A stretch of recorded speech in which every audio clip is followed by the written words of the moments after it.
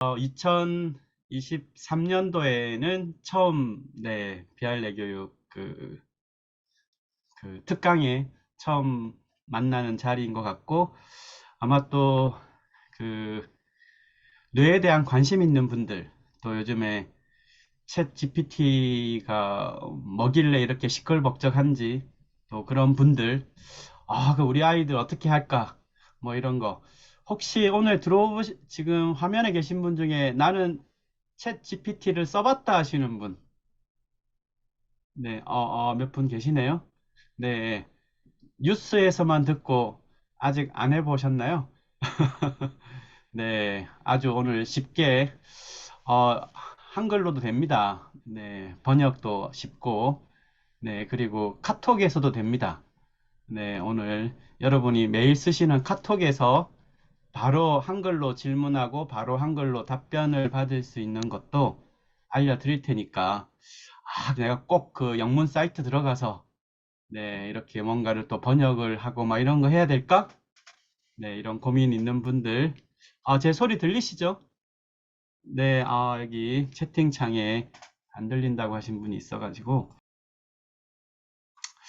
오늘은 1시간 한 10분, 네, 조금 진행하고요. 그, 질의응답 시간 한 15분, 좀 많게는 한 20분, 질의응답 시간을 조금 많이 하면 좋겠는데, 우리나라 분들이 질문을 잘 안 하시니까, 네, 그 강의를 듣는 중에 채팅창에 이렇게 궁금한 사안들, 네, 올려주시면은, 그 올려준 내용 토대로 먼저 이제 답변 드리고, 그 다음에 또 자연스럽게 이어가는 걸로 그렇게 하겠습니다. 네, 그럼 시작하면 될까요? 네, 그럼 화면을 바꿔서 네, 시작을 하겠습니다.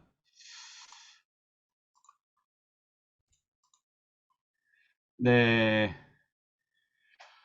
네, 잘 보이시죠? 네, 주제를 네, 이렇게 네, 주셨습니다. 챗 GPT AI 시대, 인공지능 시대, 우리 아이에게 필요한 능력은 네, 저를 처음 보신 분들도 계실 거기 때문에 제 소개를 앞에 잠깐 드리고 네, 아래에 있긴 합니다. 글로벌 사이버 대학교 내교육학과 학과장 맡고 있고요. 화면을 한국내과학연구원에서 한 11년 정도 2016년 8월까지 있었고요. 네, 2016년 9월부터 지금 있는 학교로 왔습니다. 앞에 잠깐 소개를 먼저 드리고 어, 네, 뭐 글로벌 사이버 대학교는 해외에서 더 유명합니다. 네, BTS 대학으로 많이 알려져 있는 한류 대학이고요. 그리고 이제 본질은 내교육 특성화 대학으로 갖고 있고 올해 단과 대학으로 이제 승격을 했습니다. 이 얘기는 이제 내교육 분야에 세계에서 처음으로 네, 칼리지 단과 대학이 생겼다. 네, 이렇게 보시고 지금 아마 비할 내교육이 아동 청소년 분야의 내교육의 그 기관이니까 내교육의 학문화의 흐름에서 단과대학이 생겼다. 네, 이렇게 인식을 하시면 되겠죠? 네, 네. 이 친구들 때문에 뭐 유명해지긴 했는데 이 친구들보다 더 가치가 있는 것은 내교육입니다.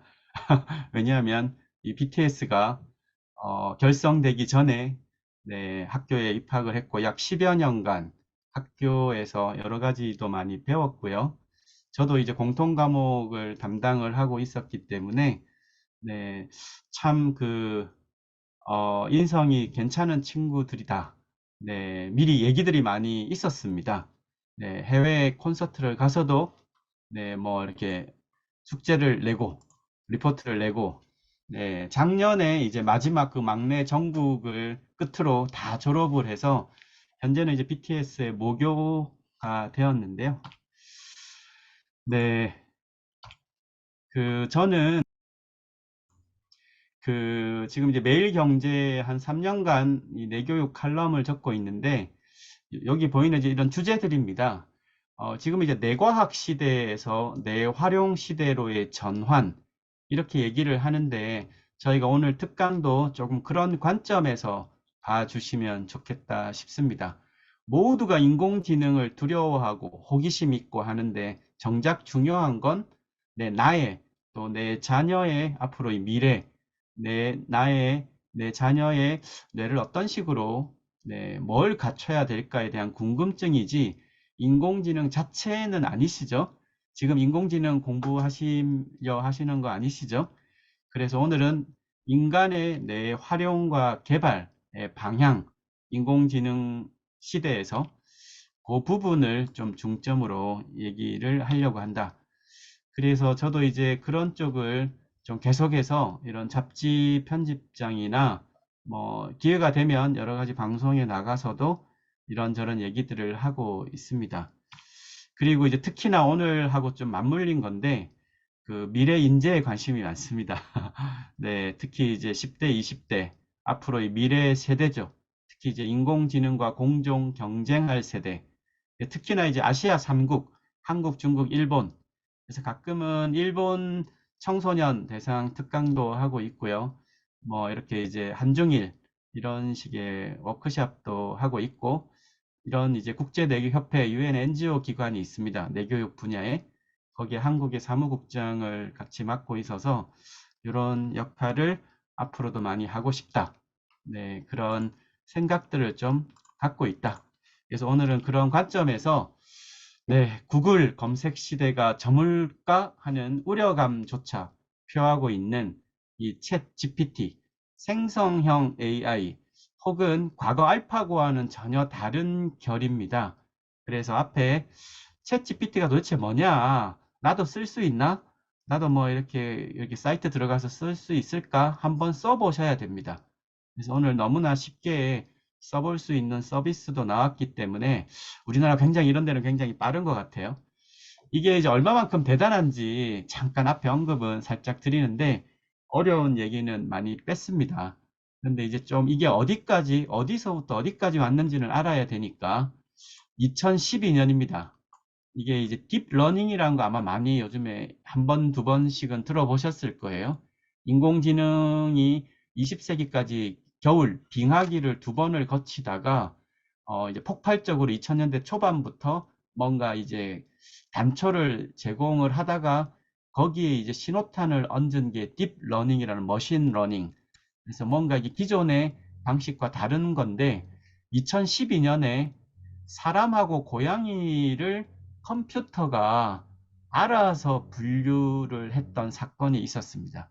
이걸 구글이, 유튜브가 구글 거죠?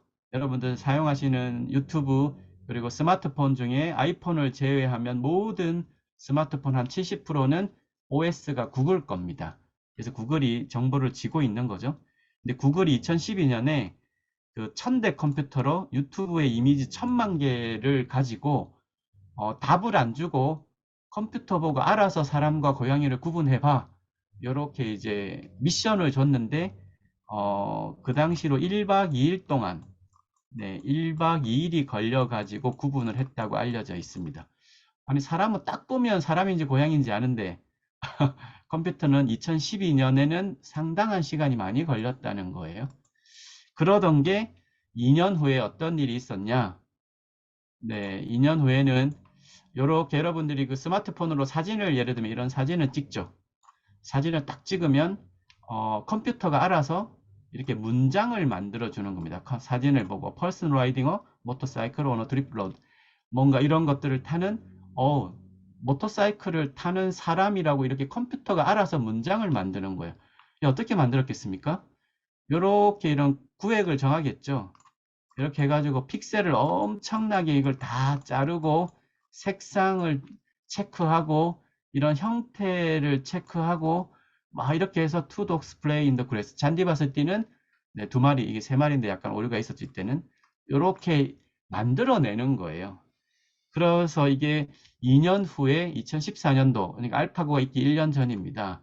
이런 것까지 개발이 됐었습니다. 그 이후에 이제 알파고까지 나왔는데 지금은 이 챗GPT는 기존하고 결이 조금 다르다고 얘기하는 건 사실은 알파고가 2015년에 세상을 시끄럽게 했지만 바둑을 기반으로 그 이후에 이제 단백질 구조 분석하는 거, 또 뭐 스타크래프트 게임 이런 특정 영역 분야에 들어갔지만 딱히 나하고 직접 관련은 없었어요.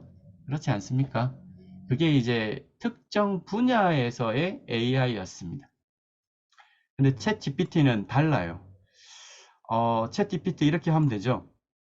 1월에 대해서 셰익스피어 스타일로 시를 써줘 하면은 이렇게 쓴다는 거예요.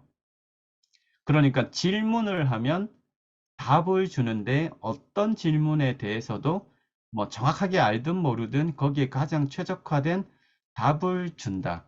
이거는 사실은 범용 인공지능의 서막이다. 이제 이런 표현을 씁니다. 범용 인공지능. 네. 분야와 관련 없이 대화, 채팅이라는 거는 굉장히 일상의 환경으로 기술이 들어온 건데, 그래서 실제 제가 한번 이게 실제 사이트입니다. 챗 GPT 사이트가 이제 실제 화면이에요. 이렇게 들어가서 어, 질문을 하면 뭐 이렇게 실제 질문을 하면 할 수 있습니다. 챗 GPT가 일반 그 채팅하고 다른 게 뭐냐? 네, 기술적으로 다르다. 네, 일반적인 것은 특정 질문에 대해서 하는 건데, 네, 챗 GPT는 인간의 언어를 처리하는데 범용 질문에 대해서 한다. 이게 이제 기본 차이인데요. 이게 사이트에 들어가 보셔서 직접 가입을 하고 하는 게 그래도 요금 절차가 있어서 안 해보신 분들이 많을 건데, 제가 일단 해봤어요. 네, 제가 구글 이메일로, 지메일로 가입을 해서 이게 접니다. 제 아이디인데, What is Brain Education? 제가 이제 내교육학과니까 내교육에 대해서 얼마만큼 정보가 정확한지 한번 보려고, 내교육이 뭐야? 라고 물으니까, 뭐, 어떻습니까? Brain Education Method of Teaching and Learning? 가르치고 배우는 어떤 거에 대해서 Development, 뇌의 개발과 기능, 뇌를 어떻게 개발하고 어떤 기능이 있는지에 대해 초점을 두고 가르치고 배우는 거에 대한 방법, 뭐 이런 걸 얘기한다. 어디에 목적을 두고 있냐?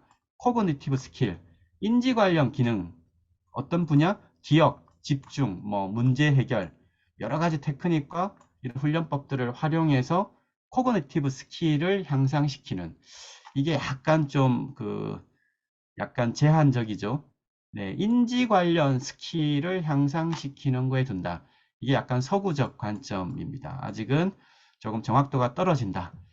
다만 여기 보시면 네, 메디테이션, 명상, 마인드풀리스, 뭐 피지컬한 움직임들, 그리고 전통적인 방법들까지도 다 포함한다. 이건 조금 이제 그나마 정확한 거예요. 그리고 브레인 에듀케이션은 광범위한 분야다. 학교와 이런 여러 가지 병원, 뭐 관련된 거의 대부분 분야. 그리고 이것은 멘탈 헬스와 웰빙의 전반적인 향상을 포함하고 있다. 이것도 뭐 어느 정도. 네, 그래서 저는 한 70점 주고 싶습니다. 네, 요 정도면 사실 대단한 거죠. 요거 나오는데 3초밖에 안 걸린다. 네, 이렇게까지 써보시면 제일 좋은데, 네, 이게 또 영어로 가입하고 뭐 이렇게 해야 되니까 카톡으로 쓸 수 있는 게 나왔습니다. 네, 최근에 한번 뉴스 보신 분도 계실 텐데요. 한국 기업인데요. 이 챗 GPT의 알고리즘하고 기본 소스가 공개가 되어 가지고 요걸 가지고 업스테이지라는 업체에서 개발을 했어요. 쉽게 할 수 있는 카카오톡 채널에 친구 추가하시면 됩니다. 뭐라고 추가하냐? 에스크업이라고 카카오톡에 친구 찾기 하는 거 있죠? 거기에 영문으로 에스크업이라고 치시면 딱 나옵니다. 그거를 채널 추가를 딱 하면 한 달에 100개씩 질문을 주고 받을 수 있다.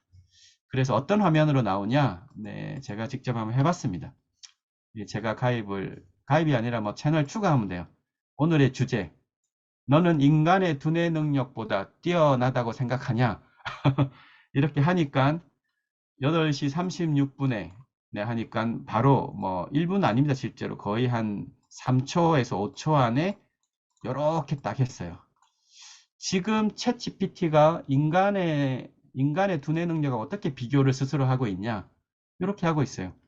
제가 인간의 두뇌 능력보다 뛰어나다고 생각하는 건 아니다. 인공지능은 인간의 두뇌 능력을 모방하고 활용해서 네, 인간보다 뛰어날 수는 있지만 아직까지 인간의 두뇌 능력을 모두 대체할 수는 없다. 어떻습니까? 네, 예를 들어 인공지능은 정해진 규칙에 따라 작업하고 뭐 이런 걸 할 수 있는데 데이터를 분석하고 패턴을 파악할 수 있지만 인간은 데이터를 바탕으로 사회적인 상황이나 인간관계를 이해하고 감성적 지능을 활용할 수 있다. 즉, 서로 장단점이 있다. 근데 자기도 나름 뛰어나다. 뭐 이런 거죠. 오늘의 더 주제를 한번 질문을 해봤어요. 네, 인공지능 시대에 주목받는 인간의 고유 능력은 뭘까? 하니까 이렇게 답을 했어요. 상당히 어느 정도 괜찮다. 네, 하나는 창의성이다. 인공지능이 아직까지 완전히 대체하기 어렵다. 두 번째, 판단력. 다양한 정보를 수집해서 판단하는 능력이 있는데 인공지능이 아직은 충분한 정보가 없어서 경험도 부족하니까 아직 이것은 인간의 역할이다. 마지막에 의사결정, 판단하는 능력. 그리고 감정적 지능. 이것도 인공지능과 가장 큰 차이다. 맞습니다. 감성, 정서에 대한 거. 그리고 사회성. 역시 인공지능이 아직까지 대체하기 어려운 거다. 네, 어떻습니까? 네. 이 정도면, 네, 어느 정도일까요? 네, 이 정도가 속도가 상당히 왔다. 네, 이렇게 볼 수 있고, 이 인공지능 분야는 각종 영역별로 대체를 하고 있기 때문에, 네, 로봇이 이제 눈에 가장 쉽게 띄는 거죠. 그래서 로봇 기술이 어디까지 왔는지, 특히 이제 인간 친화형 로봇이라고 하는 요거를 한번 보겠습니다.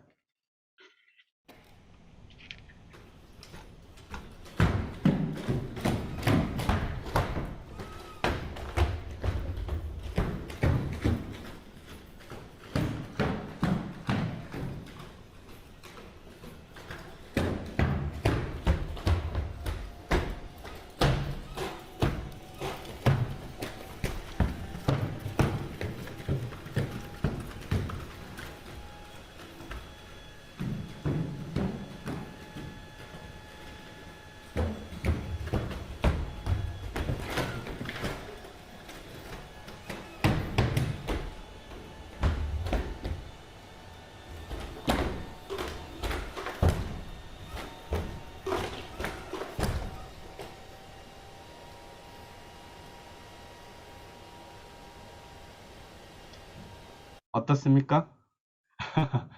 이 로봇 회사의 주인은 네, 보스턴 다이나믹스라는 회사인데 미국 회사였는데요.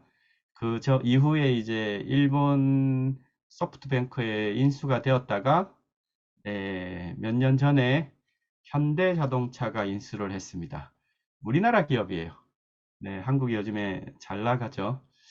자, 그리고 이제 조금 더 피부로 와닿을 수 있는 AI 기술의 접목, 이 채용 시장인데 최근에 아마 집에 혹시 그 취업 준비를 하는 주변의 분들이 있으면 아마 얘기를 좀 들으셨을 텐데요. 요즘에 스펙 중심 평가가 상당히 막을 내리면서 역량 중심 평가로 변화하고 있습니다. 이게 특히 이제 우리나라 실리콘밸리라고 하는 판교, 네, 경기도 판교를 중심으로 하는 아주 유명한 웬만한 IT 기업들이 이 방식을 채택을 많이 하고 있는데 학벌, 학점 이런 거 잘 안 본다는 거예요. 그런데 어떻게 하냐? 그럼 인간의 역량을 어떻게 평가하냐? 뇌과학, 생물학, 심리학, 인지과학 이런 뇌를 중심으로 하는 방대한 영역을 기반으로 이렇게 화면에서 네, 지금 보시는 이 화면입니다. 약 1시간에서 1시간 반 동안 그냥 집에서 들어오시는 거예요. 집에서 이렇게 화상 켜고 들어와서 여기에서 계속 질의응답을 하거나 게임도 하고 이렇게 하면서 눈동자의 떨림, 뭐 언어의 부정적 언어와 긍정적 언어의 사용 패턴, 그리고 비슷한 질문인데 앞에서는 A라고 답을 했는데 뒤에서는 B라고 답을 한다. 또 음성의 떨림, 이런 비전, 네, 이런 것들을 다 안면 인식, 이런 것들을 총 해서 역량을 평가하는 겁니다. 네, 이게 이제 요즘에 AI 채용 솔루션, 네, 뭐 상당히 뜨거운 감자가 되었어요. 한지 벌써 2016년부터 한 6, 7년이 되었고요. 국내 300인 이상 기업 중에 약 700개, 뭐 한참 많습니다. 그래서 카카오, 뭐 현대차 이런 대기업군에서도 네, 일부의 채용을 이런 걸로 활용하고 있다. 지금 초등학생 나이가 앞으로 취업을 하게 되면 어떻게 바뀔까요? 네, 앞으로는 스펙으로 자체가 그 사람의 능력을 평가하는 시간은 지났다는 거예요. 네, 철저한 100% 블라인드 테스트를 하고 있다. 지금 상당수의 IT 기업들이. 왜냐? 특정 대학을 나와서 뭐 학점, 학벌 이것이 역량하고 이꼴이 안 되더라는 거죠. 네, 앞으로는 상당히 많이 바뀔 거다. 그래서 과연 지금 우리가 주목해야 될 것은 어떤 것이냐? 인공지능에게 지금 상당히 많이 넘기고 있는데요. 요거는 이제 유네스코가 2018년도에 프랑스의 이 연구소와 공동으로 리서치를 한 겁니다.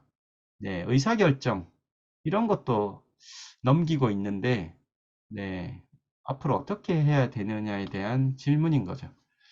전 세계 OECD, 네, 선진국 클럽이라고 얘기하는 OECD도 지금 과학기술의 발전과 이런 것이 너무나 속도가 빠르기 때문에 미래 교육의 모델을 좀 전환할 필요가 있다.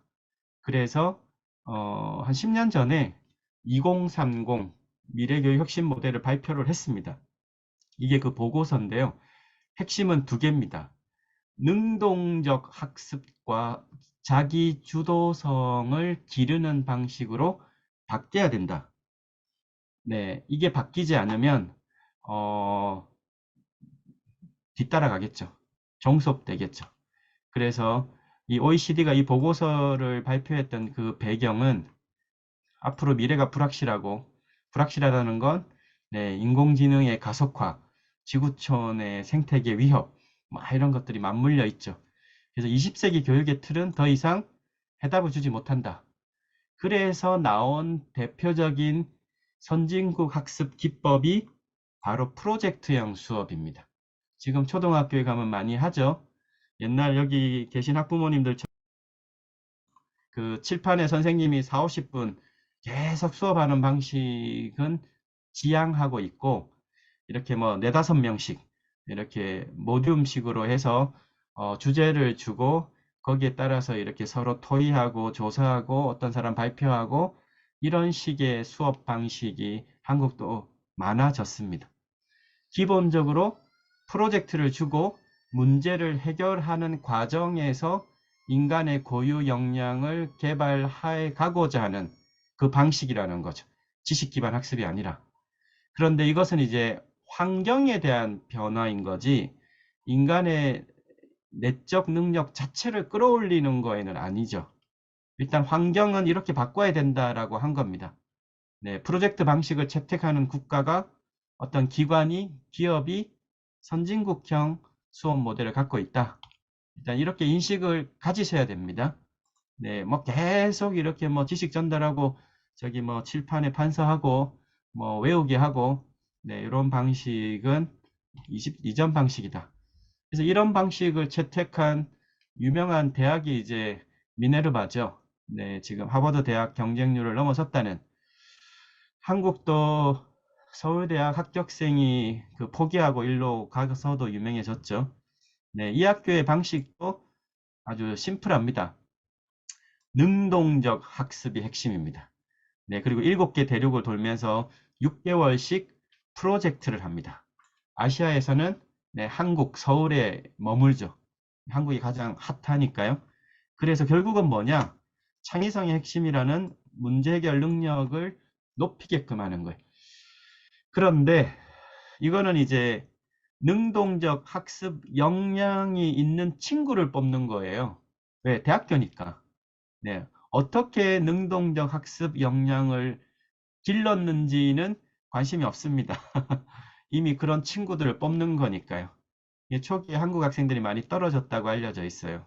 네, 머리는 엄청 좋고 학점도 좋고 모든 걸 한데 이 능동적 학습, 문제 해결력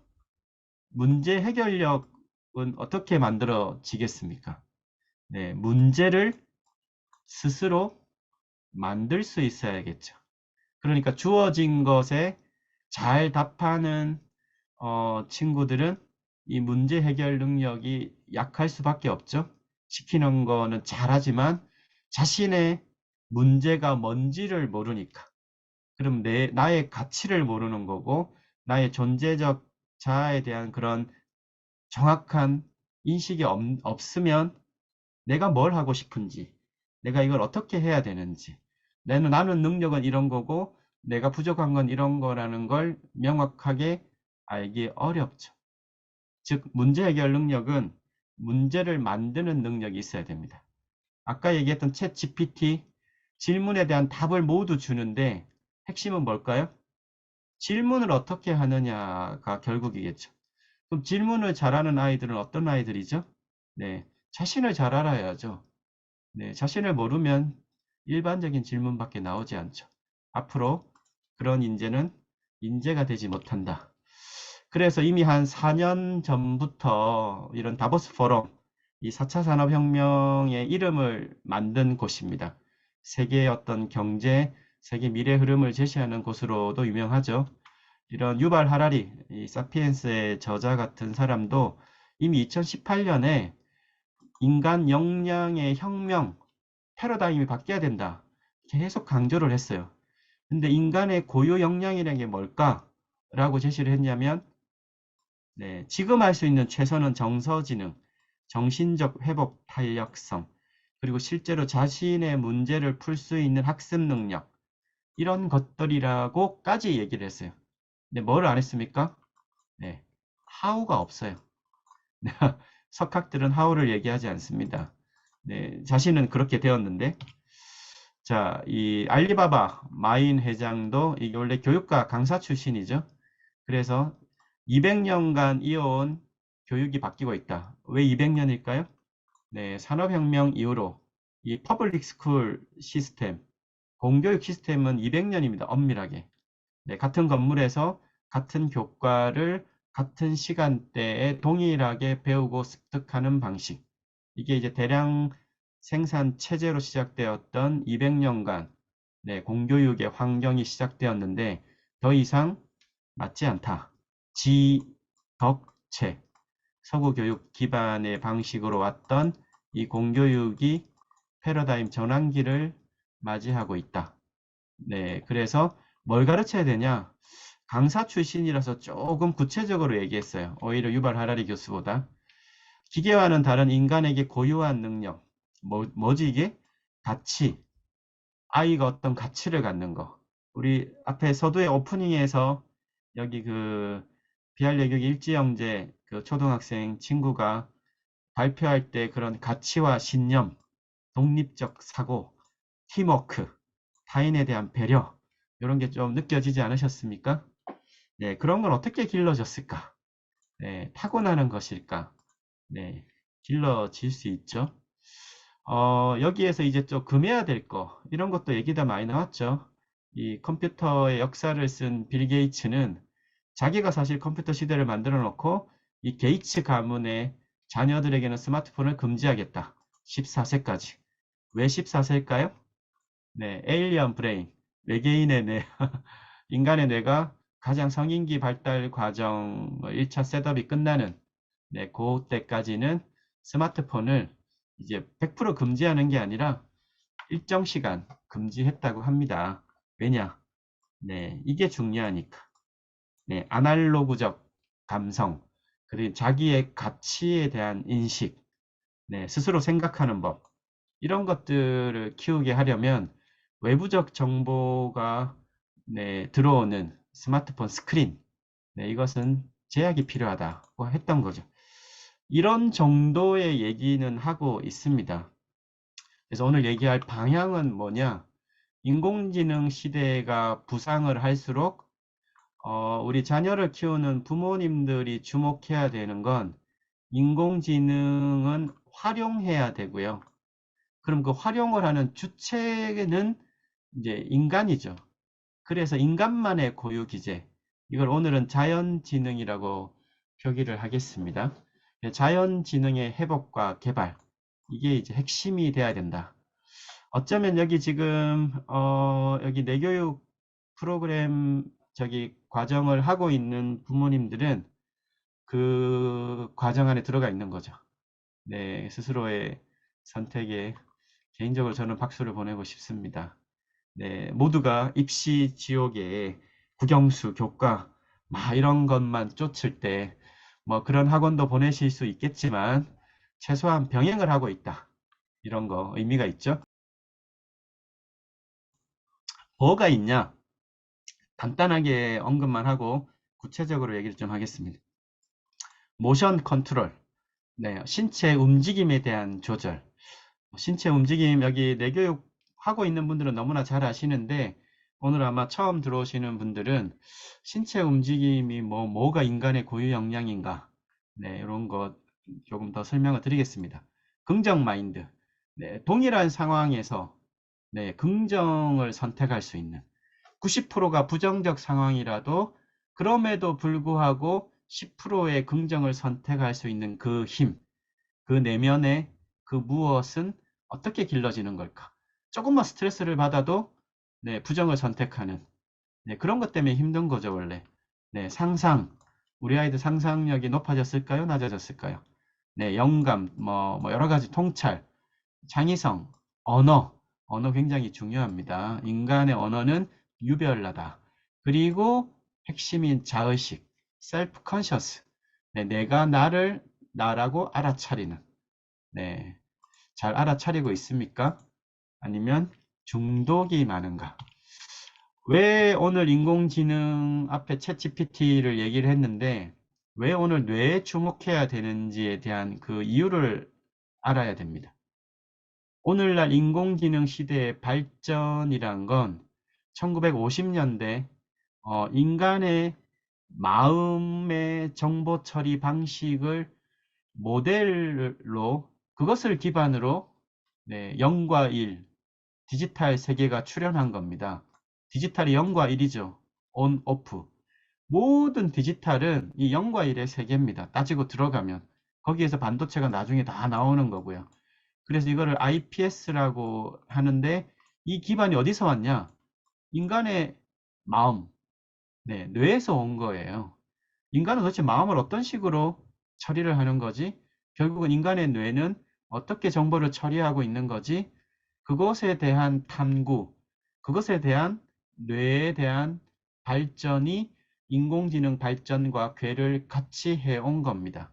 즉, 인간의 마음의 과학이 뇌과학인 거죠. 그래서 5, 60년대에 인간의 뇌 정보 처리 방식을 모델로 해서 컴퓨터의 초창기들이 나오기 시작을 했고 70년대, 80년대, 90년대 들어가서 인지과학, 코그니티브 사이언스, 인지에 대한 과학, 학문, 그리고 융합기술, IT, 이 I가 인포메이션이죠.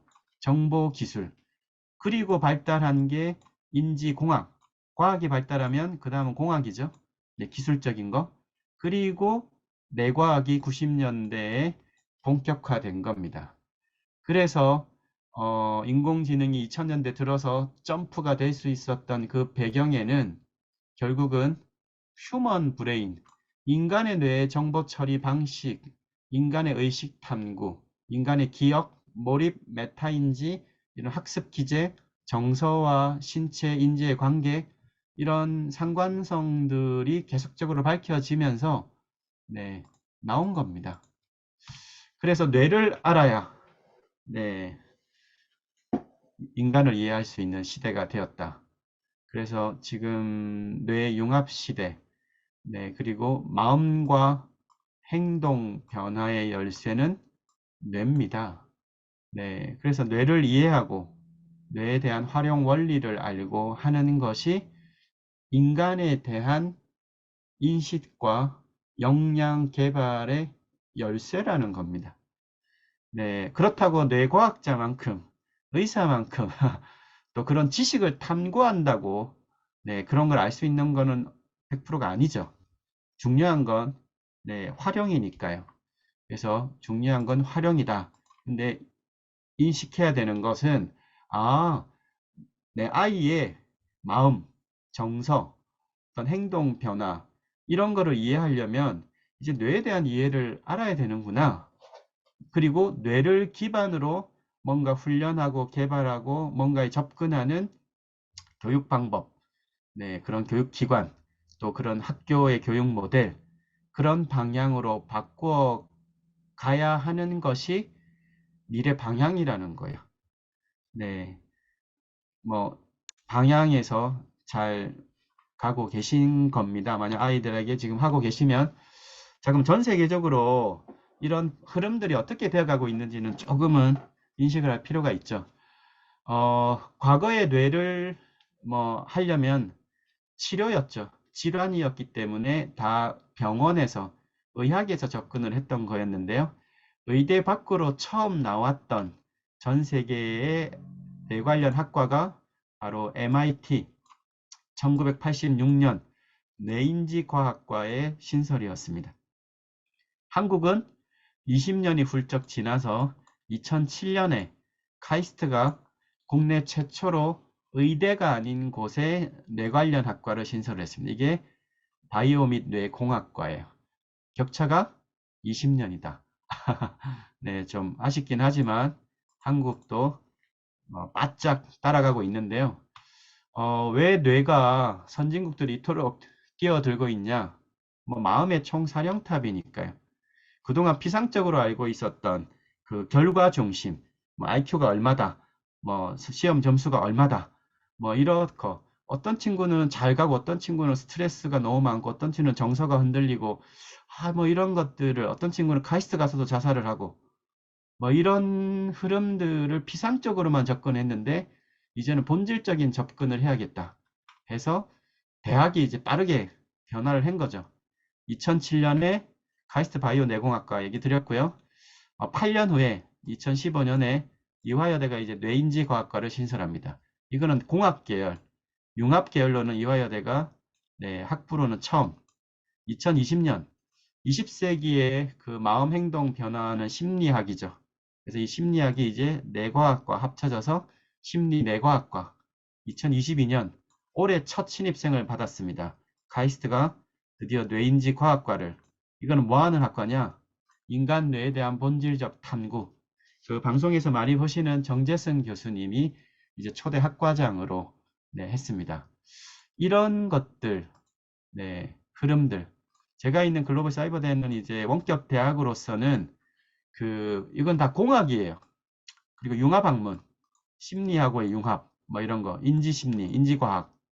네, 그런데 여기는 활용 개발 분야에서는 네, 글로벌 사이버대 내교육 전공이 2010년에 최초였습니다. 최초로 내교육 학사 학위를 부여하는 대학이 생긴 거죠. 여하튼 오프라인 대학에서는 탑 클래스 대학들이 이런 뇌 관련 학과들을 신설해 왔다는 걸 네, 흐름을 이해를 하시면 좋겠고요. 네, 그래서 선진국 일이 뛰어드는 이유가 있다. 분야별로도 바뀌고 있습니다. 그 임용고원 있죠? 그 임용고시를 합격하면 그 이제 학교의 선생님들로 나가시는데 우리나라도 이제 2010년이 늦어서 2014년에 그 서울교육청이 처음으로 중등 신임교원, 중고등학교 그 임용고시를 합격한 교원들이 한 일주일 정도 저기 방배동인가요? 서울중앙교육연수원에서 그 교원 연수를 받는데 여기에 처음으로 뇌 관련 연수가 들어갑니다. 지금으로부터 한 8년 전. 이게 왜 들어갔냐? 뇌 시대가 본격화되었으니까요. 이제 중학생, 이 중등입니다. 중학생을 이해하려면 중학생의 뇌를 이해해야 된다. 중학생의 뇌가 무슨 뇌죠? 네, 외계인의 뇌 아닙니까? 네, 성인기 발달 과정의 가장 마지막 공사를 하는. 그래서 에일리언 브레인을 이해하자. 이게 미국에서는 굉장히 2000년대 초반부터 시작된 건데 우리나라는 조금 늦게 했는데 여기가 보면 접니다. 여기 한국내학연구원에 있을 때 이제 연수 요청이 와서 진행을 하게 되었는데 당시 연수 원장님께서 이런 연수를 시작하는 건 연수원 개설 이래 처음이다 라고 하셨었어요. 그런데 굉장히 의미가 있는 네, 터닝 포인트다. 우리나라도 이제 이게 본격화 됐다고 보셔야 되는 거죠. 그래서 우리나라가 전체적인 뇌연구 마스터 플랜도 수립이 되어서요. 이런 걸 한 겁니다. 뇌연구 촉진법이라는 게 98년에 세워졌고요. 여기 다 뇌과학, 의학, 공학 이런 거였죠. 1차가 98년, 2차가 2008년, 10년 주기입니다. 근데 2차 때는 뭐가 들어갔냐면 인지가 들어가요. 네, 기존에는 과학, 의학, 공학 중심이었는데 그리고 융합이 들어가죠. 2018년, 이거 앞으로 2027년까지인데요. 슬로건을 보십시오. 뇌 이해 고도화와 뇌 활용 시대로의 진입.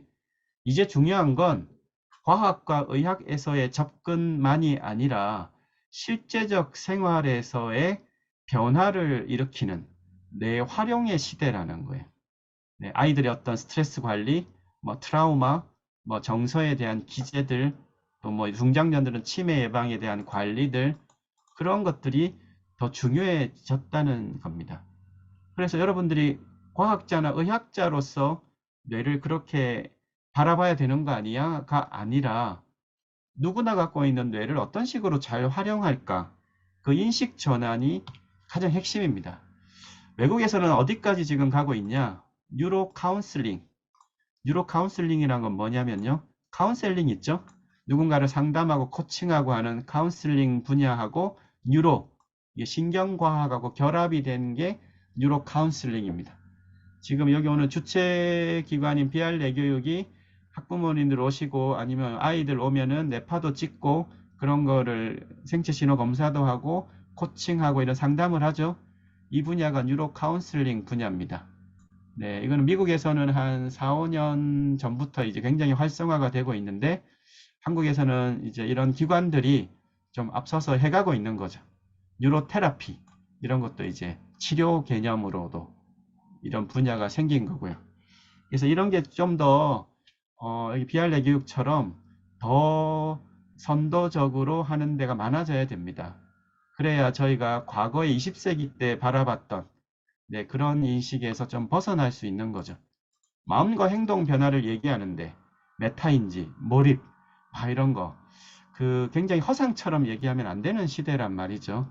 네, 몸과 마음을 떼놓아 놓고 뭔가 지식으로 인지적인 기반 학습으로 된다고 얘기하는 건 착각을 불러일으킨다. 이런 거대한 21세기 내과학의 시대. 그래서 우리가 인식이 중요하다. 학부모님들의 인식이 중요하다. 뭐 이런 거 스포츠 분야에서 이런 뇌파 기반 뉴로 피드백 훈련들은 많이 활용이 되고 있었습니다. 우리나라 뭐 국가대표 이런 분야에서도 마찬가지고요. 이게 이제 학습적으로 이게 아마 비알레 교육에서 하고 계시는 이런 거 검사들 이런 게 더 범용화가 돼야 되죠. 왜냐면 이제 선도하고 계시는 영역 분야니까 더 확산이 돼야 된다. 이제는 IQ 검사를 집단 검사를 하지 않지 않습니까? 있으신 초등학교에 자녀가 있는 초등학교에서 집단 IQ 검사를 한다. 네, 교육청에 신고하셔야겠죠. 우리나라는 OECD 가입 국가라 그런 집단 IQ 검사를 기본적으로 금하고 있다. 네, 왜냐? 네, 한계가 있으니까요. 개인적으로 하는 뭐 맥슬러 검사나 이런 건 괜찮죠. 근데 비교하는 건 아니다. 최근에 나온 서비스 하나 어디까지 왔는지 한번 공유를 드리면요. 이 뉴로 게이저라는 굉장히 유명한 이대열 교수라고 한국이 배출한 세계적인 뇌석학입니다. 이 형제가 창업을 했는데 여기 MRI 병원에 가면 찍을 수 있는데 여기 지금 서울 신사동에 있는 MRI 센터입니다. 아이들이 찍기 때문에 굉장히 그 산뜻한 디자인으로 해놨어요. 여기에서 10세, 15세 아이들이 가서 40분 정도 MRI를 찍으면 그것을 AI와 뇌과학을 기반으로 해서 167개 항목에 무려 220페이지짜리 보고서를 주는 겁니다.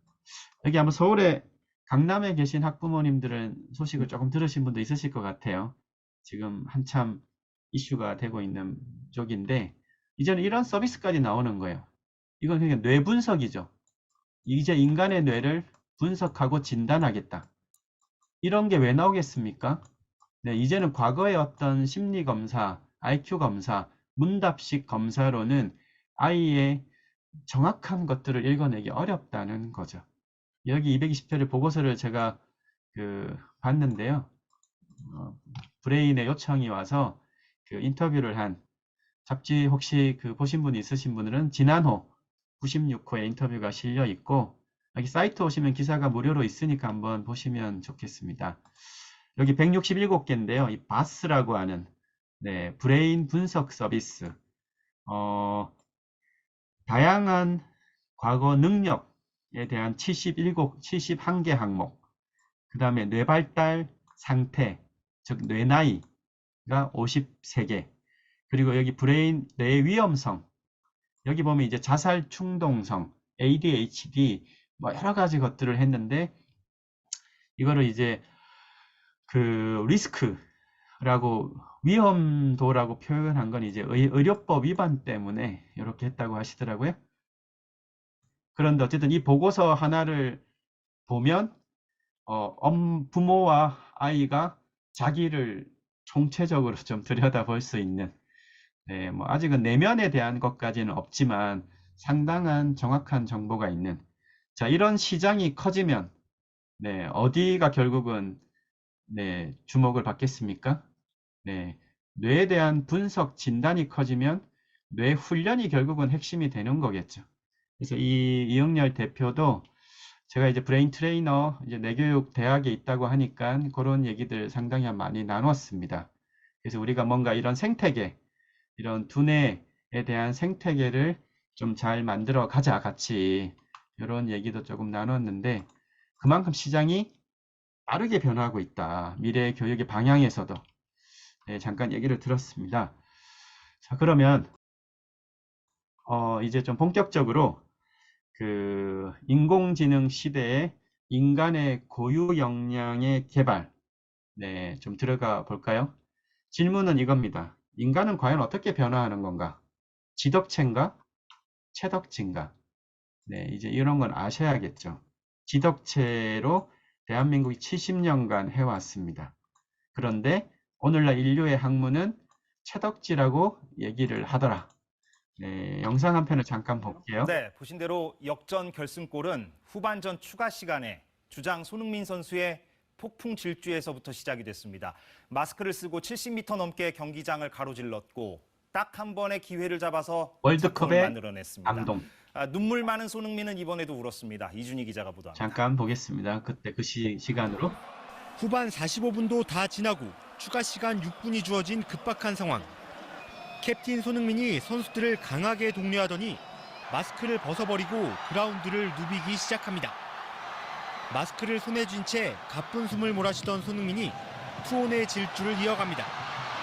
폭발적인 스피드로 무려 70m를 넘게 단독 돌파한 손흥민은 빽빽한 상대 수비수 틈바구니 속 단 하나밖에 없는 패스길을 찾았습니다. 손흥민 주위로 단숨에 포르투갈 수비 6명이 에워쌌지만 월드클래스답게 너무나도 침착하게 상대의 다리 사이를 뚫어냈습니다. 모두가 얼싸안고 기쁨을 만끽하던 순간 손흥민은 다리가 풀린 듯 이내 그라운드에 드러눕고 말았습니다. 그리고 마침내 종료 휘슬이 울리자 손흥민은 마스크를 바닥에 강하게 내리치며 뜨거운 눈물을 쏟아냈습니다. 네. 어떤 느낌이 드셨습니까?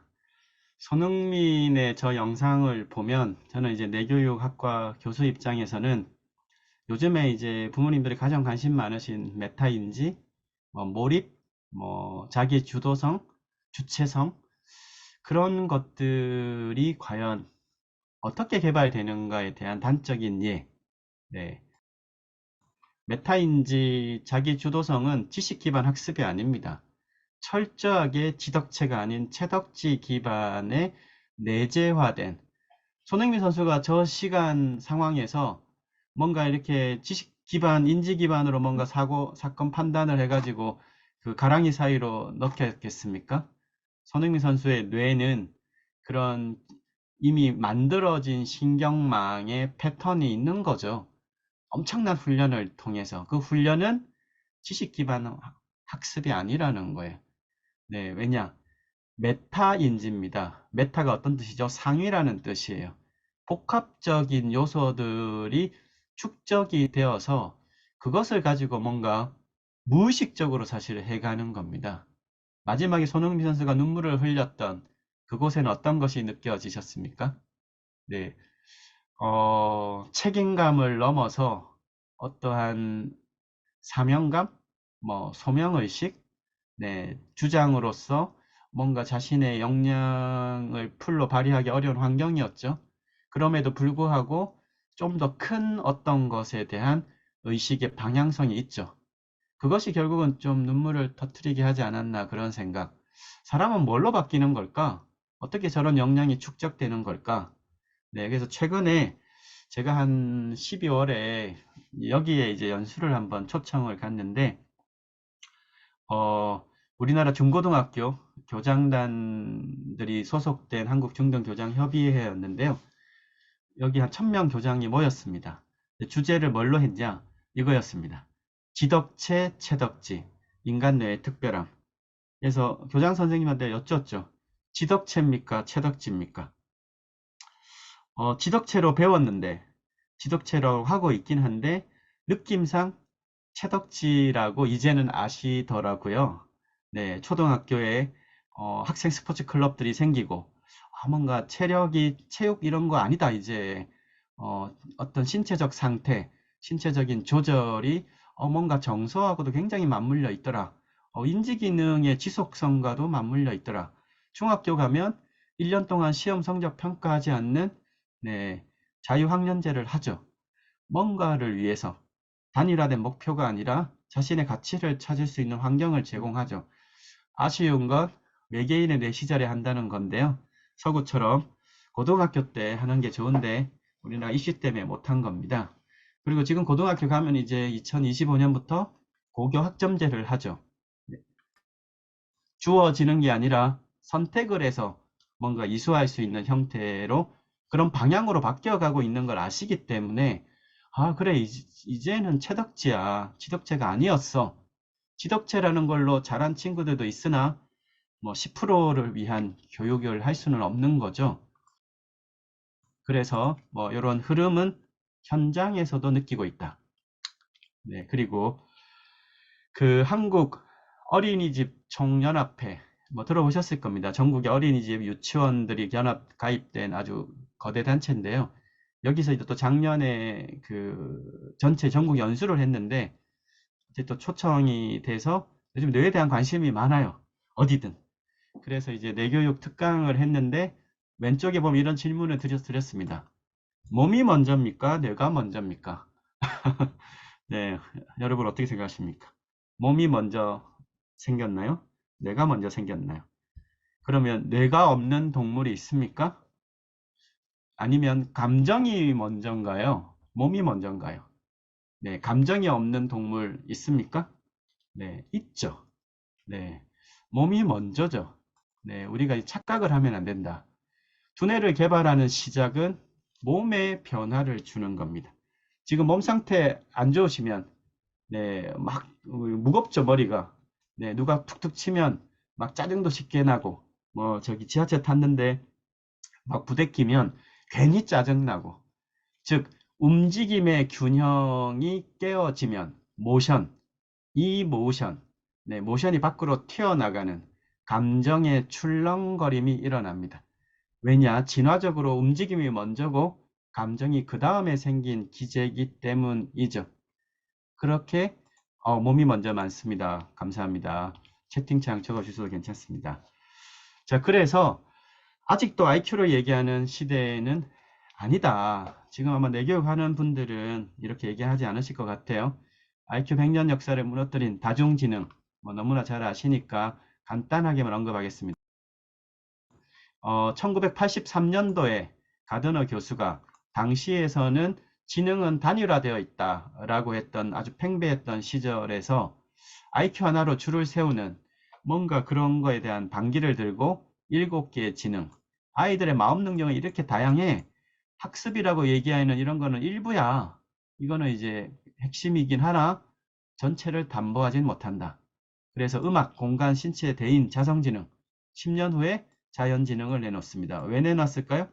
네, 아이들의 교육 환경에서 자연이 멀어져 가는, 요즘에 교육청 가니까 그 공중부양족, 네, 흙을 밟지 않는 아이들 이런 얘기들 하더라고요. 어린이 유치원 집에 다니는 그 유아 세대들이 흙을 밟지 않는다. 위험한 세대의 출현이죠. 그리고 9번째 실존지능. 이 8개는 지능입니다. 실존지능은 방향성을 의미합니다. 저런 나의 특별한 능력을 어떤 방향으로 쓰게 할 거냐. 이거를 초기에는 영성지능이라고 불렀어요. 네, 영성이라는 건 종교에서 얘기하는 그런 차원이 아니라 나는 누구지? 나는 어떤 삶을 살 거지? 나는 어떤 방향으로 나아갈 거지? 이런 질문과 답에 대한 성찰을 갖는 거예요. 여기에 자성지능 있지 않습니까? 자성지능은 철저하게 자기 개인의 장점과 단점 이런 걸 파악하는 능력입니다. 개인 차원의 능력이죠. 실존은 개인이 아니라 확장된 나, 요 차이로 인식하시면 되고요. 다중지능이 주는 의미는 심플합니다. 지구상에 태어난 모든 아이들은 제각각 마음 능력을 갖기 때문에 교사나 부모는 그 내 아이만이 갖고 있을 그 마음 능력을 발견하게 하는 것이 가장 중요하다.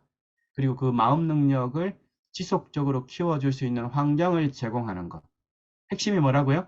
인지나 학습이 아니라 마음 능력입니다. 그럼 마음의 능력을 알아차리게 해야겠죠. 그래서 중요한 게 뭘까요? 그래서 감각을 깨우는 거라는 거예요. 나의 마음에 대한 능력을 알아차리는 그 감각을 깨우는 게 핵심인데, 감각이 닫혀가는 사회.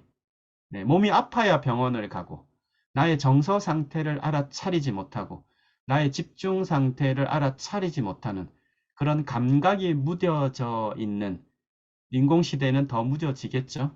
그러면 종속된다. 많은 석학들이 얘기를 했습니다. 이제 머리가 중요한 게 아니라 몸 쓰지 않으면 머리가 고생한다. 뭐 존 레이티 교수 같은 거 이렇게 언급을 했고요. 이제는 뇌교육의 이런 원리 체계를 조금 집중적으로 핵심적으로 다루겠습니다. 동식물의 구분은 핵심은 뭘까요? 네, 동물의 동자는 움직일 동자죠. 애니멀의 애니마가 라틴어로 움직이다는 뜻이다. 즉 개체가 전체가 움직이지 못하면 식물, 움직이면 동물. 그래서 우리는 동물이죠. 동물 중에서도 엄청난 움직임의 진화가 있는 동물이다. 네, 요 차이다. 네, 요 차이를 아셔야 된다. 네, 그래서 여기는 다 동물입니다.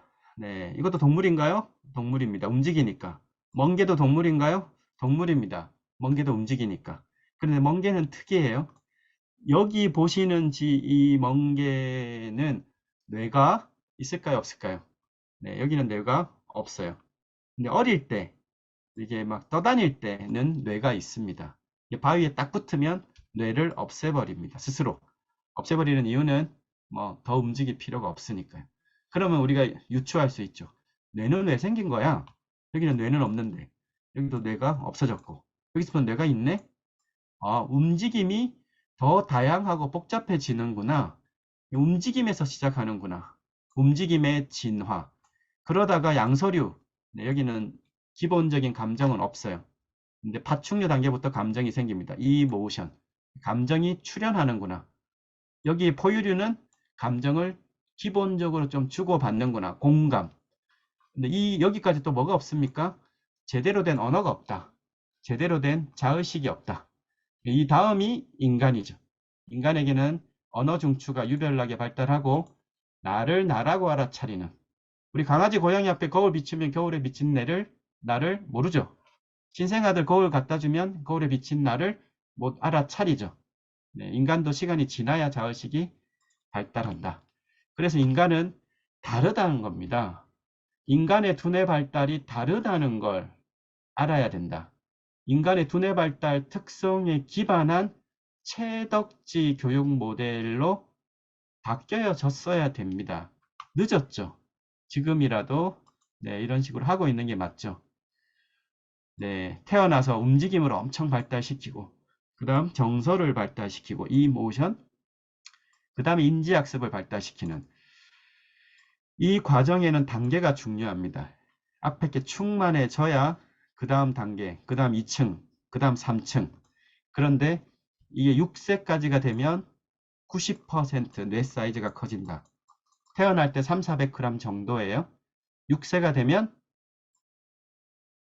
약 1kg, 아이의 내 무게가 1kg가 커집니다.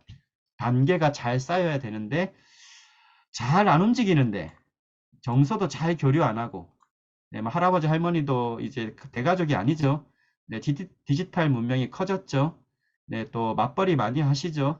아이가 사람과의 접촉 빈도가 작아지니까 정서는 위축되겠죠. 충분히 뛰어놀지 못하니까 신체 발달 위축되겠죠. 이거는 커지겠죠. 그래서 불균형한 상태 6세가 나옵니다. 대부분. 네, 이렇게 돼서 이제 발달이 20세까지 가는 건데요. 결국은 이게 초등학교 6년까지 가면 성인 뇌에 거의 육박합니다. 그리고 마지막 사춘기 때 이 전전두엽 공사를 하는 외계인의 뇌 시기가 되는 건데, 이런 발달은 다 나와 있어요. 결국은 어떤 100층을 올릴까는 거죠.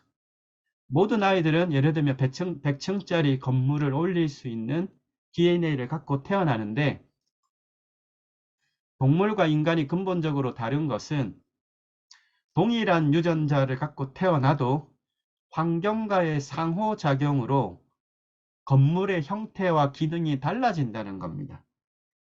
15에서 18년이나 걸리죠. 네, 뇌가 다 달라요. 그런데 어떤 100층입니까? 네, 건물은 밖에서 볼 때는 번듯하게 보이는데, 예를 들면 불이 났는데 소화 기능이 작동하지 않는 뇌라면, 그리고 100층마다 기능이 다 다른데 어떤 문제를 해결할 때는 여러 층들의 기능이 복합적으로 쓰여서 이런 게 막 돼야 되는데, 네, 시키는 것만 계속 하다가 하면, 네, 스스로 판단하고 선택하고 조율하고 이런 태스크에 임하고 이런 기능이 없어지겠죠. 메타인지는 어떻게 길러지는 걸까? 자기주소는 어떻게 길러지는 걸까? 어떤 100층을 올릴 겁니까? 네, 이게 차이다. 네, 이게 중요합니다. 결국은. 그래서 이 세팅된 1차 뇌는 신경가소성이라고 하는 뇌과학의 가장 위대한 발견이자 성과이자 특징이죠. 인간 뇌의 특별함. 훈련하면 변화한다. 이런 신경망입니다. 보시는 것들은. 이런 것들이 다 변화를 할 수 있는데, 요람에서 무덤까지. 근데 이제는 순서가 중요하더라. 신체 관리, 능력. 두 번째, 몸, 마음의 커뮤니케이션. 세 번째가 궁극적으로 자기 조절력의 강화. 순서가 체, 덕, 지. 즉 인간 두뇌 발달 원리에 기반한 교육 모델. 뇌교육의 모델이죠. 뇌교육은 뇌 플러스 교육입니다. 교육의 본질적인 목적, 잠재성을 높이고 가치를 동시에 높이는 교육의 본래 목적을 달성하는 데 있어서 이제는 뇌를 빼놓고 얘기할 수가 없다. 네, 그래서 뇌에서 그 답을 찾고자 한 겁니다. 그래서 그 철학 원리 방법을 학문적으로 체계화를 한 거죠. 세계에서 최초로. 수많은 자기계발 영역별 학문 체계가 있었지만 인간의 두뇌 발달의 원리 체계를 기반으로 가는 학문적 체계화는 없었다. 미국에서는 뇌 기반 교육이 일찍 시작됐습니다. 근데 그것은 뇌과학 플러스 교육이었지 뇌 본질적인 걸 놓고 하는 건 아니었어요. 그래서 내 아이가 신체적 움직임, 정서에 대한 조절, 그리고 자기 조절력의 강화 방향으로 가고 있다면 맞는 방향이라는 겁니다. 이 영상을 잠깐 한번 여기에 대한 설명입니다. 왜 그럼 서구는 왜 채덕지가 아닌 지덕체로 했을까? 여기 제가 이전에 한번 인터뷰를 한 건데요.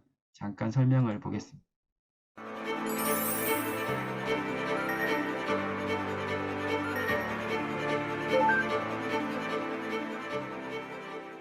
생각이 먼저예요. 마음은 고귀하고 몸은 조금 뒤처져 있고 오늘날 이 서양 근대 철학의 기조고 그게 오늘 서양의 교육의 지덕체 교육으로 이어진 거였거든요. 그런데 인간의 근본 변화는 어떻게 일어나는가에 대한 질문에 오늘날 인류과학이 밝혀낸 사실상의 정의는 몸과 마음은 떨어질 수 없는 관계이고 마음의 변화가 오히려 몸의 변화에서 직접적 영향을 받는다라는 사실이에요. 이런 것들이 20세기 과학에서 다 밝혀진 정점의 그 사실은 몸과 마음은 별개가 아니고 우리 전통의 인식, 심신상수, 몸과 마음을 함께 단련해야 된다라고 하는 한민족의 전통 생활 양식이 오늘날 내교육의 이 원형이 될 수밖에 없었던 이유가 바로 거기에 있습니다. 네, 이렇게 이제 어떻게 보면은 시대를 훌쩍 뛰어넘어서 과학의 마지막 정점이라고 하는 뇌과학 시대가 와서야 비로소 몸, 마음의 상호작용이 중시가 되고 신체, 정서, 인지의 상호작용에 대한 게 이제 밝혀지고 있지만 수천 년 전에는 이미 그렇게 했다는 거예요. 신라의 화랑들을 떠올리면 아실 수 있죠. 호연지기를 기르고 문물을 함께 양성했던 국가인재 전통 교육 방식. 우리 선조들의 사실 방식이었고 동양의 기본 기조였는데 이것이 갈수록 어렵게 되고 있다. 왜냐? 더 쉘로우, 생각하지 않는 사람들. 인류 첫 스크린 세대. 요즘 집집마다 이런 아이들 많죠? 네, 위험합니다. 인류 첫 세대. 어떤 아이들의 뇌가 될까? 이것만 있습니까? 갈수록 심화되면 정보의 종속성은 커질 테고, 그래서 팝콘 브레인이라고 합니다. 현대인들의 뇌는 팝콘이 튀겨지듯이 이런 디지털 기기에 반응하는, 결국 인간 고유 역량은 다운될 거다. 약간은 디스토피아적인 상상이라면 정보에 종속된 그룹은 커지고 정보를 활용하는 비중은 낮아질 거다. 그 활용 그룹이 리더가 되겠죠. 네, 위험한 가능성도 있다. 지금의 의사결정의 독자성이 10년 전과 비교하면 높아지셨습니까? 낮아지셨습니까? 나도 모르게 뭔가를 선택하는 지금의 나의 주문이 홈쇼핑의 주문이 내가 주문한 겁니까? 나의 뇌 속에 들어온 미디어의 정보가 나의 뇌로 하여금 주문을 하게 한 겁니까? 우리 아이들은 또 어떨까요? 네, 시대가 좀 그렇습니다. 네, 우리가 그런 특성을 알아야 된다. 그럼 뭘 해야 될까? 마지막에 이제 핵심인데요. 뭐가 가장 중요하냐? 그런 중독 사회. 중독의 핵심은 정보가 주인 자리를 차지하는 거예요. 핵심은 뭐냐? 나가 있느냐, 나가 없느냐. 내가 없으면 이런 게임, 예를 들면 뇌 주인의 나라고 하는 게 없으면 네, 그냥 하는 거죠. Just do it. 그냥 한다는 얘기는 뇌에 들어오는 정보가 주인 자리를 차지해서 그런 비슷한 환경 조건이 되면 그냥 하는 겁니다. 우리가 식사하시고 커피 한 잔씩 보통 많이 하시죠? 그때 나가 있습니까? 없어요. 중독으로 하는 건데 뭐 큰 영향을 안 미치니까 하는 거죠. 근데 그게 큰 영향을 미치게 된다면 어느덧 습관화가 돼서 나가 있으면 집중하고 나가 없으면 집착하죠. 인간의 두뇌 변화는 크게 두 개입니다. 반복된 입력이 뇌를 바꾸는 거고요. 임팩트가 큰 입력이 뇌에 변화를 주는 건데 일상에서 거의 대부분은 반복된 입력이 습관화가 되고 습관화된 패턴이 뇌에 만들어져서 그렇게 행동하는 거예요. 네, 그러다 보니까 나가 있는 상태에서는 집중을 반복하면 몰입성이 커지는 거죠. 실제 프로게이머의 뇌가 좋습니다. 게임 중독자의 뇌는 나가 없는 상태에서 그냥 하니까 집착이 되죠. 집착이 반복되면 중독으로 빠지겠죠. 내가 없으니까 네, 패턴이 위험하게 된다. 네, 결국은 네, 이게 도돌이표, 네, 악순환을 반복하죠. 자, 그러면 답이 나왔죠. 나를 찾는 거예요. 결국은 나를 알아차리는 거죠. 더 들어가서 나의 가치에 대한 인식을 발견하고 키우게끔 하는 게 앞으로 미래 인재교육의 핵심이라는 거예요. 대구에 가면 하도 이제 그 정서 상태도 안 좋고 하니까 그 맨발 학교 이게 우리나라 1호 맨발 걷기 프로젝트인데요. 일주일에 한 번씩 1시간씩 이렇게 맨발을 걸어요. 한 달에 한 번은 주민들 초청해서 걸어요. 이렇게 해가지고 6개월인가 뭐 이렇게 하니까 학교 평록도 거의 낮아지고 아이들 정서도 풍성해지고, 즉 자연지능을 기르는 거죠. 네, 이런 기본적인 여기 뇌교육 프로그램을 도입한 학교입니다. 그래서 사전 사후에 뇌파도 찍어보고요. 아이들의 뇌파 상태가 좋아요. 요즘에 초등학생 찍으면 이 스파크가 많이 뛰는데 이런 거는 그렇게 뛰지도 않고, 여기 굉장히 정서 기제를 높이는 신체 그 자극을 통해서 이런 기본적인 거. 자, 그럼 마지막으로 그 나의 가치, 이런 게 어떤 의미인지를, 어떻게 훈련이 되는 체계를 갖고 있는지 얘기를 하는 걸로 이제 마무리를 하겠습니다. 인디언 추장이 아주 유명한 일화죠. 네, 이 손자를 안치고 이렇게 얘기를 합니다. 우리 마음속에는 선한 늑대와 악한 늑대가 사는데 두 마리가 항상 싸운다. 네, 아이야, 어떤 늑대가 이길 것 같으니? 라고 질문을 해요, 할아버지 추장이. 아이가 뭐 선한 늑대가 좋으니까 선한 늑대가 이길 것 같은데요 하니까 할아버지 추장은 뭐라고 답을 할까요? 네, 너가 먹이를 준 늑대가 이긴다. 네, 뇌는 선악이 없습니다. 플러스 마이너스 없어요. 들어오는 정보대로 처리합니다. 가상, 진짜, 현실 구분도 못해요. 네, 눈 뜨고 상상하는 거, 눈앞에서 직접 보는 거, 뇌 영역이 거의 비슷합니다. 네, 그러면 중요한 게 뭐겠습니까?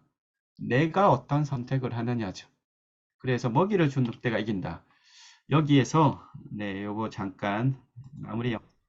뇌에 대한 인식을 바꾸는 것부터 저는 시작이라고 늘 얘기를 하는데요. 지금 아마 뇌를 떠올리면 쭈글쭈글한 두개골의 이미지가 떠오르실 거예요. 그거는 저희가 뇌를 생물학적 기관으로 교육을 받아와서 그래요. 실제 뇌교육을 어릴 적부터 좀 훈련을 받고 하는 친구들한테 뇌를 떠올려 보라고 하면 그런 쭈글쭈글한 뇌를 떠올리지 않고 자기의 상태를 얘기해요. 아, 내가 지금 뭔가 오늘은 좀 우울한 것 같아요. 내가 오늘 굉장히 활기차고 에너지가 충만한 것 같아요. 내가 좀 집중이 좋은 상태인 것 같아요. 이것이 굉장한 큰 차이예요. 그래서 사실은 이 뇌를 어떻게 생각하고 있습니까? 라고 하는 이 질문에 스스로 한번 그 물음을 답을 해보는 것부터가 저는 삶의 적지 않은 변화의 시작이 된다고 보고 있고, 실제로 그런 걸 많이 이제 느끼고 있어요. 네, 그래서 뇌교육의 시작은 뇌를 생물학적 대상이 아닌 활용과 변화의 대상으로 인식하는 것부터 시작입니다. 이거를 인식하게 하기 위해서 몸과 대화하는 것부터 하는 거예요. 몸의 감각을 알아차리는.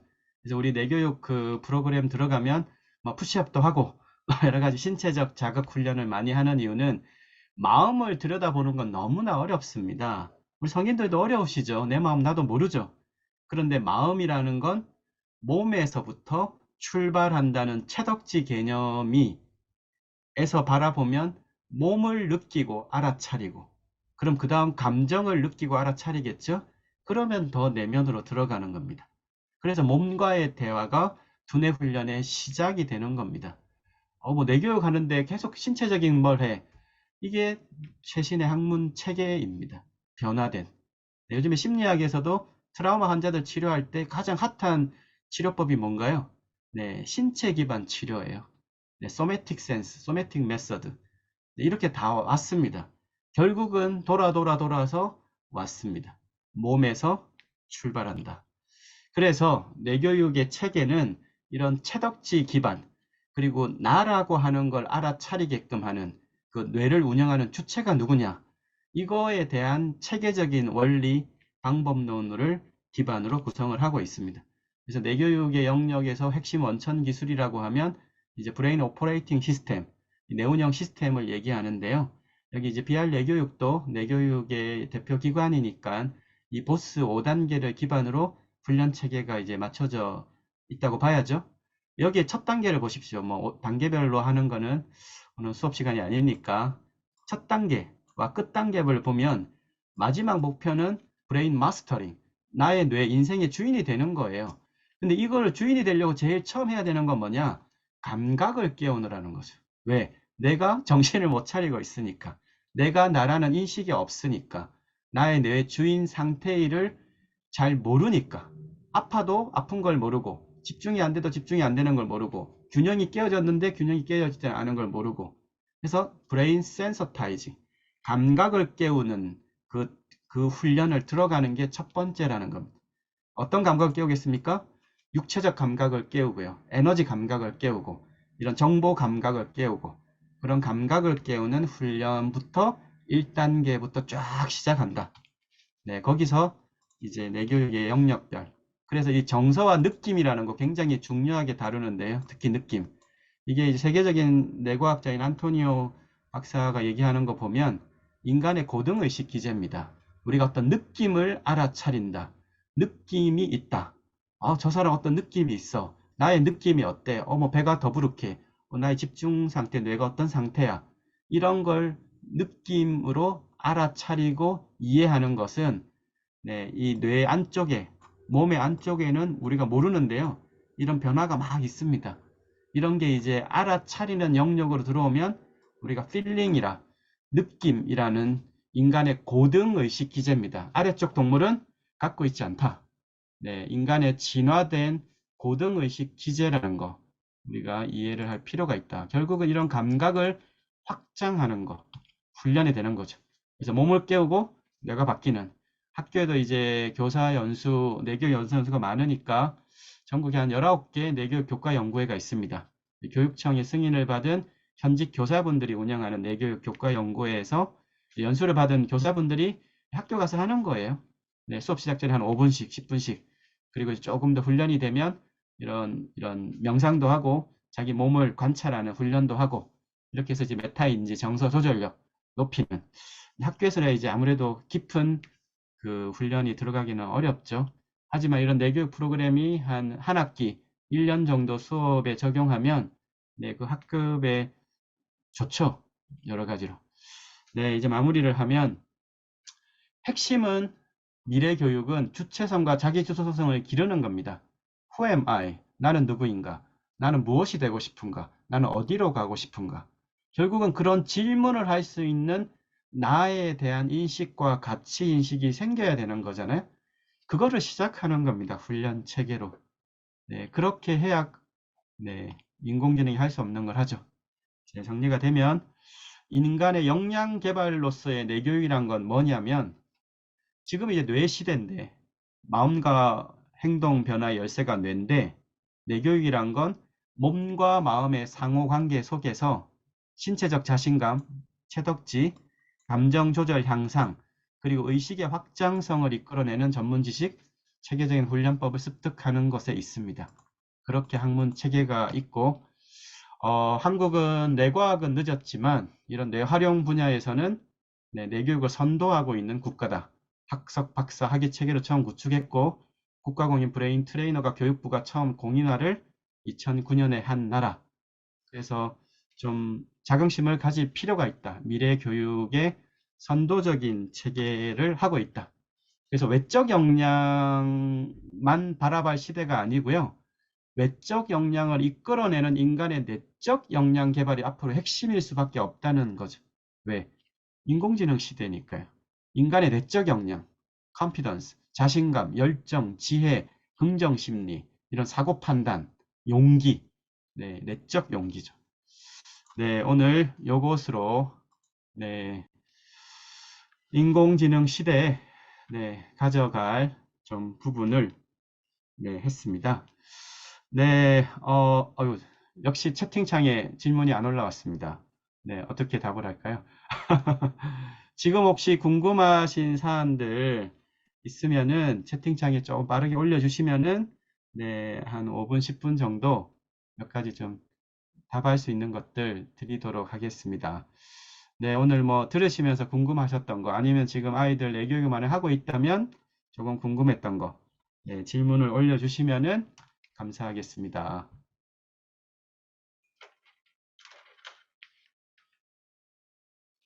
네, 뭐 질문의 형태나 내용은 네, 뇌훈련 매일 하는 거 좋죠. 근데 이게 뭐 꼭 프로그램을 매일 한다기보다 네, 어, 아침에 일어나서 우리가 보통 스트레칭 하시잖아요. 네, 안 하시는 분들이 또 많죠. 그렇게 매일 아침 5분, 10분씩 뭐 우리 보면 몸을 두드리고 이런 스트레칭하고 몸을 체크하는 훈련들을 꾸준히 하는 게 뇌의 자극과 알아차림에는 당연히 좋습니다. 부모님부터 해보시기를 추천을 좀 드립니다.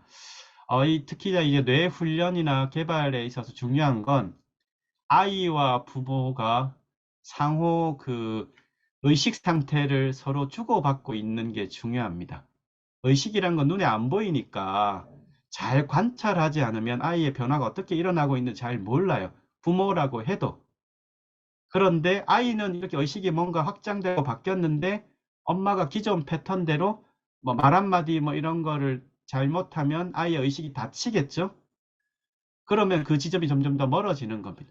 여기도 아마 부모님들 그래도 기본 코스 정도 내교육 지도사인가요? 뭐 과정도 아마 여러 개 있을 텐데 그런 과정을 한번 부모님들이 참여를 하셨으면 좋겠습니다.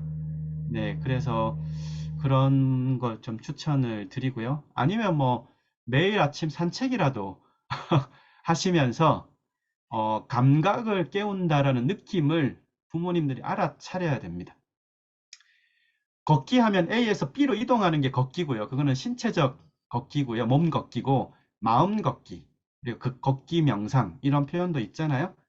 그럼 내가 10분을 산책하면 뭔가 발에서 느껴지는 느낌, 신체적인 어떤 의식의 변화, 뭔가 몸이 안정화되는데, 뭔가 머리가 좀 맑아지는 것 같은데, 그런 느낌을 알아차려야 아이들의 의식 변화를 관찰할 수가 있습니다.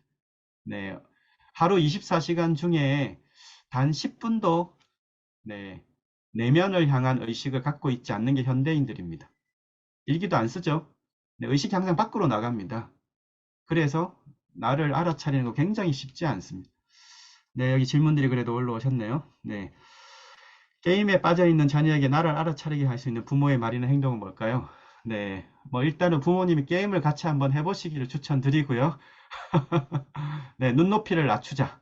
네, 게임을 어떻게 우리 엄마가, 우리 아빠가 인식하고 있는가에 대한 그 지점에서부터 아이와의 대화가 결이 다르다. 네, 게임을 부정적으로 생각하고 있습니까? 그럴 필요 없죠? 게임은 게임입니다.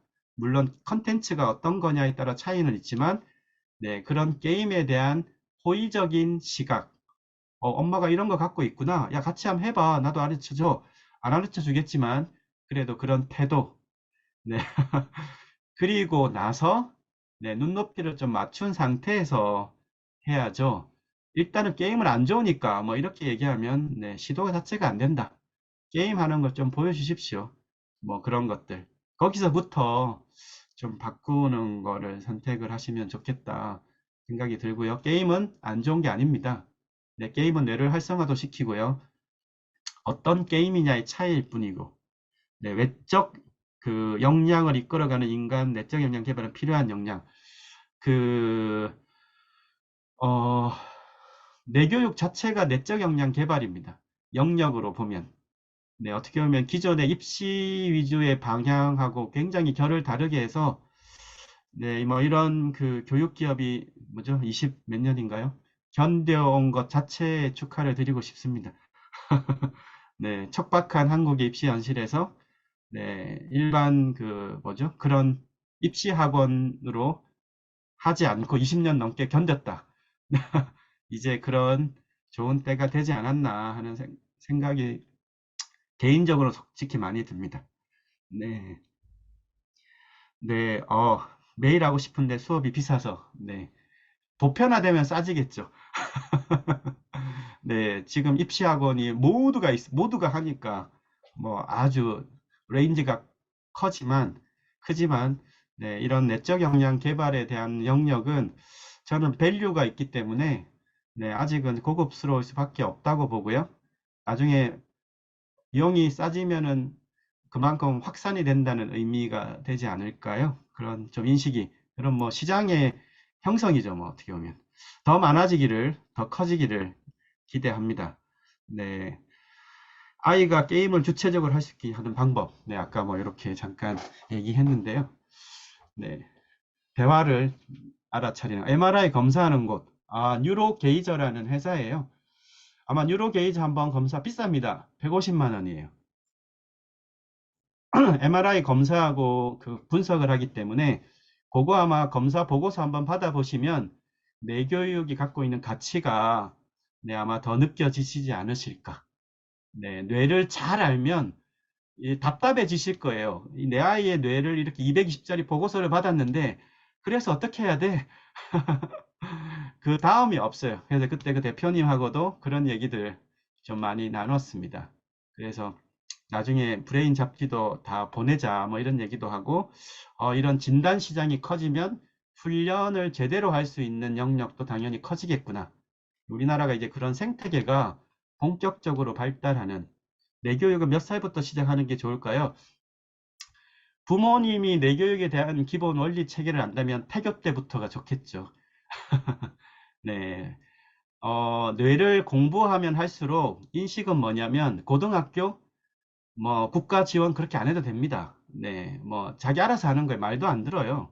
머리가 컸는데 독자적인 의식이 커졌습니다. 부모 말을 안 듣는 게 정상이죠. 독립적 개체 의식이 커졌으니까. 중학생, 나도 나를 잘 모르죠. 외계인의 뇌식인데 부모 말을 너무 잘 듣는다. 뭔가 한번 유심히 보셔야 되는 거예요. 사춘기 아이들이 있는데 집안이 너무 조용해. 시끄러워 정상인데 너무 조용해. 마을이 조용해. 그 도시가 조용해. 그 학교가 조용해. 뭔가 이상한 거죠. 일본처럼 갈 수도 있다는 거죠. 일본이 그런 형태로 가고 있거든요. 조용한 국가. 네, 아이들이 많은데도 시끄럽지 않은 나라. 네, 도전하지 않는 나라. 네, 위기를 느끼면 그렇게 됩니다. 장기간의 위기와 억압되거나 이런 내가 아무리 노력을 해도 뭔가 세상이 안 바뀔 것 같고 내 집은 안 바뀔 것 같고 내 환경은 안 바뀔 것 같다는 게 느끼면 인간의 뇌는 방어 기제가 형성이 되기 때문에 일본 같은 경우는 잃어버린 30년이 일본의 미래 세대에게 방어 기제를 형성했다. 이런 연구들도 있습니다. 그래서 적은 것에 만족하고 크게 도전하지 않고 네, 뭐 이런 세대들이 지금 나온 거죠. 그래서 한국은 여전히 그래도 리거러스합니다. 시끌벅적하죠. 뭐 다들 의대 간다고 하고 막 이렇게 하지만 그럼에도 불구하고 다행스럽게도 시끌벅적하다. 네, 중학교보다 초등학교가 더 중요합니다. 초등학교보다 뭐가 중요하죠? 네, 영유아기가 중요하죠. 가장 중요한 건 태교이고 그 다음으로는 영유아기. 0세에서 6세. 네, 뇌 사이즈의 90%가 커지는 이때가 사실은 모든 에너지의 역량을 투입하고 나라에서도 엄청나게 투입해야 될 시기입니다. 내 아이는 6세가 지났는데 뭐 조금 늦었지만 괜찮습니다. 조금 늦었지만 그래도 그래서 지금 핵심은 부모예요. 왜냐? 0세부터 6세까지는 이 거울신경세포 많이 들어보셨죠? 네, 하품하면 똑같이 하품하고 엄마의 아빠의 이런 걸 복사하는 이 거울신경세포의 발현의 범위가 0세부터 6세는 가장 높기 때문에 다들 아이들이 따라합니다. 지켜보고 있고. 네, 그래서 뭐 책 읽는 것도 다 따라해요. 엄마가 안 읽다가 갑자기 읽는지 따라하는 거죠. 대충 읽는구나. 뭐 나한테 보이려고 뭐 이런 거 다 합니다. 네, 대충 하면 안 된다. 진실되게 네, 가치 있는 삶을 살아가는 부모의 모습.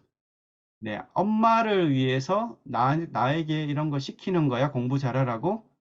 그게 아니라, 나를 진정으로 존중하고 내 인생의 나침판이 되어 주려고 하시는구나. 네, 이런 아이들이 그 느낌을 알아차립니다. 네, 그렇게 해야 되는 거죠. 신체가 중요해, 운동이 중요해. 우리가 몸 쓰는 거 좋아하면, 네, 책을 잘 안 읽잖아요. 책 읽는 거 좋아하면 몸을 잘 안 써요. 인간의 정보 패턴 자체가 조금 틀리기 때문에. 그러면 책을 좋아하는 아이에게 몸을 좀 쓰게 하려면 엄마가 같이 운동해야죠. 아니면 아빠가 주말에 등산이나 뭐 이런 거 같이 다니는 습관, 그런 기회를 제공하거나. 운동은 너무 하는데 책을 가까이 하지 않는다. 한 3개월은 꾹 참고 진심으로 책을 읽으셔야죠. 네, 아이에게 한마디도 하지 않고 진실되게 책을 읽어라. 결국은 부모의 태도가 아이를 바꿉니다.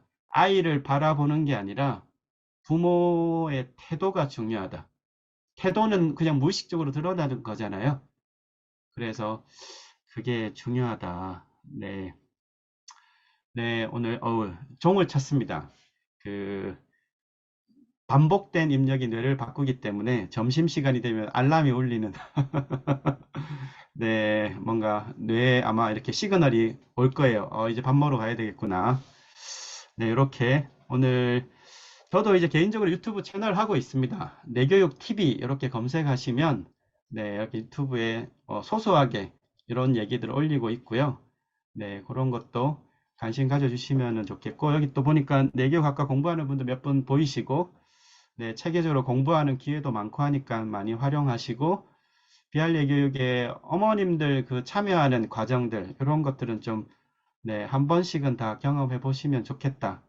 네, 싶습니다. 네, 그럼 저는 이것으로 오늘, 네, 강의를 마치겠습니다. 감사합니다.